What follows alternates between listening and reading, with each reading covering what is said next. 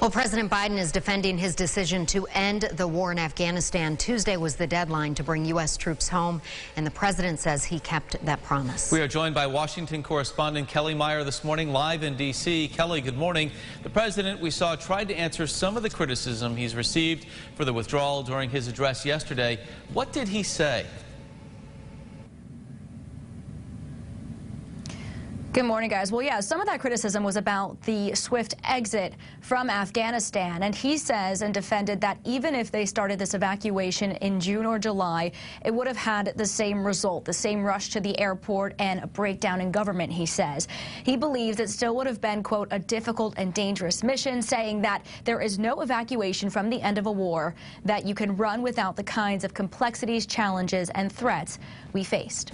All right, so what steps is Congress taking to help those Americans returning to the U.S., Kelly? Well, the Senate actually just passed a measure that would help add assistance to these Americans returning from Afghanistan. That includes money, medical care, and transportation. This is available for 90 days once they get to the U.S. This already passed in the House, so now it heads to the president's desk for his signature. All right, Kelly, thank you so much for all your coverage here. More than 2,400 U.S. service members, according to officials, were killed in Afghanistan since fighting began back in 2001. Other news this morning, a crew member has been rescued, but 5 others remain unaccounted for this morning after a U.S. Navy helicopter crashed yesterday off the coast of San Diego, California. That helicopter went down around 4:30 in the afternoon while conducting routine flight operations. Those search efforts continuing this morning. In Louisiana, state officials warning residents that it could take weeks before power is restored to many parts of the state, including New Orleans. Search and rescue crews say they have not been able to reach certain areas due to flooding and so much debris there. Ida, which made landfall Sunday as a Category 4 hurricane, has already contributed to 5 deaths. The National Weather Service also issuing a heat advisory for southeast Louisiana and southern Mississippi until 5 p.m. today. Over 1 million people in Louisiana are still without power. Weather dominating the headlines in California. Evacuation orders continuing near Lake Tahoe as the Caldor fire threatens homes there. According to CBS News, the fire has burned over 191,000 acres, ravaging homes and businesses. Officials say the wildfire is about 15% contained. High winds are accelerating its spread. And thankfully, no major issues here back at home. We have a pretty nice day on tap, right, James? Yeah, not too bad out there. I've got a question for you guys. How did you guys get to high school? Bus. Right, until we could drive, and then Bus, yes. and then switch to a car. You want to guess how I got to high school? I'm took a bike. Yeah, all through high school, even in middle school as well. I was in Brighton. Everything is pretty much right next to each other, so I lived right in 12 Corners, which middle school and high school is in that area. So I biked to school. It was great. If you are maybe a kid looking to see how the forecast is for your bike this morning to school, temperatures in the 60s. We've got dry roads out there, cooler air. We stay in the 60s throughout the morning, just breaking into the 70s this afternoon. We'll have the drive forecast coming up at the end of the show. Mark, Leah? All right, James, thank you, Ben. Good morning on the roads so far. Sunrise traffic.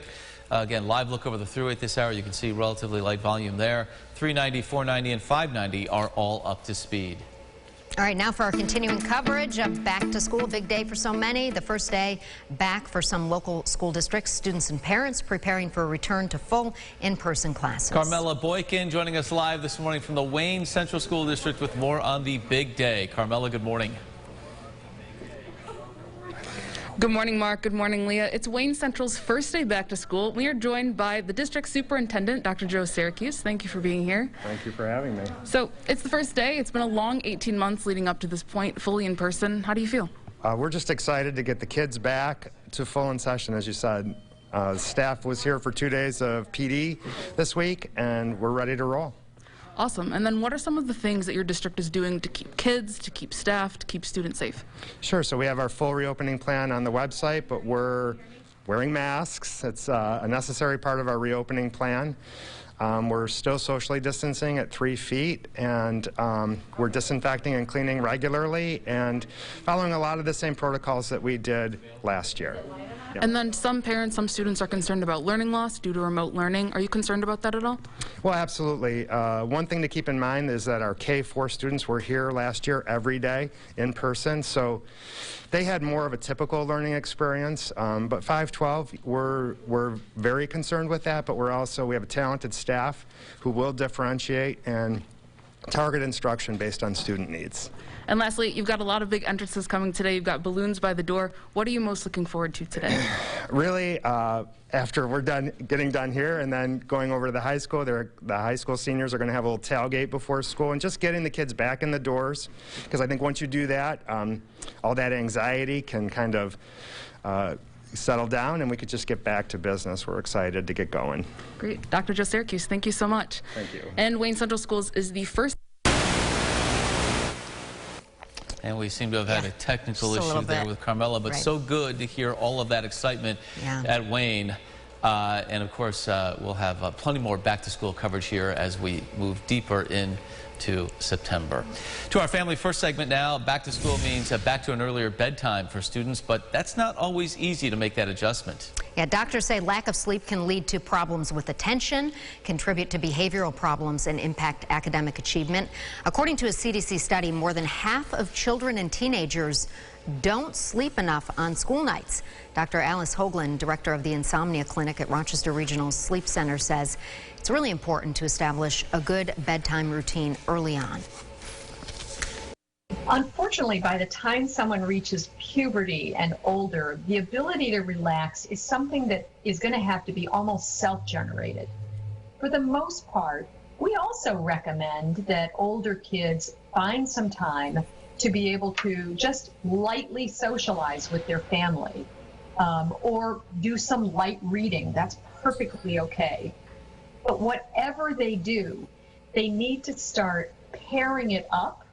This strategy of preparing for bed, they need to start pairing this up with then going to bed.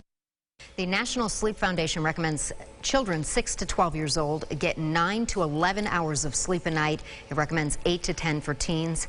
For students starting school next week, the doctor says make sure they're adjusting their bedtime routine now before the first day of school. Boy, some pretty good advice there. Elsewhere, Governor Hochul says the state is working to get legal clearance for mandatory vaccinations or testing for staff at all public schools in New York. The governor adding the mandates could be expanded to all state facilities. She says the push for the mandates is due to rising COVID cases and a stagnation of vaccination rates across the state. All right, here's what some folks might be talking about at the water cooler this morning. A lot of people paying attention to this story. According to the Associated Press, the Buffalo Bills are proposing a new $1.4 billion stadium that would include about 60,000 seats and some 60 suites as well. It would include a timeline for construction with a completion date no later than 2027. The team's current lease expires in July of 2023. It would be extended until a new facility is opened should the project be approved by New York State and Erie County. Watching that closely. Yes, certainly. And just seeing that footage gets you so excited for football season. Yeah, right. 60,000 is less than the current stadium. That is less than the current seating capacity at the stadium. Yeah. But I suspect that an expansion of suites there would help drive revenues for ownership.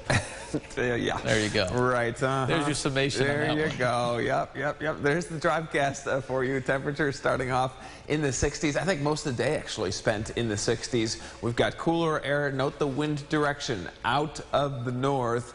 That will dictate our weather. Here's the good news. No chance for rain today. Let's finish off with the 8-day forecast. The sun comes out tomorrow. Likely beautiful day Thursday and Friday. Really, as we head into the weekend. Next chance for rain going to come on Sunday. Mark, Leah? All right, for all you kids heading back to school, we hope you have a great day. Be kind and be safe. And thanks for watching News 8 at Sunrise. Our next update coming up in 30 minutes. CBS This Morning is up next. Have a great day. Follow News 8 wherever you are on RochesterFirst.com, Facebook, Twitter, and on our app for news and weather.